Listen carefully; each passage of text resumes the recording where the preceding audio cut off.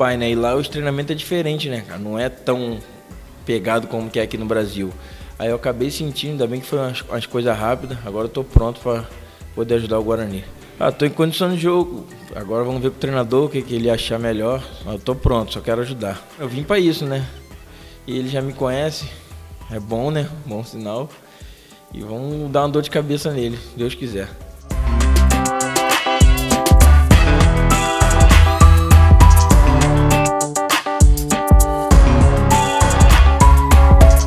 Então, eu peço pro torcedor ter paciência também comigo, que eu vim de um lugar que não é muito diferente daqui, que é lá em Dubai, né? O ritmo de jogo, os treinamentos, é tudo diferente. Quando eu entrar em campo, vou dar meu máximo, muita raça para ajudar o Guarani a sair com a vitória e estar no lugar que merece. O que eu mais quero é jogar e mostrar que eu posso ajudar o Guarani.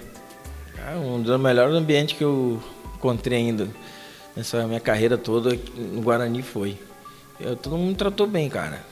Já tô em casa, eu acho. Parece que eu tô aqui uns 5 meses.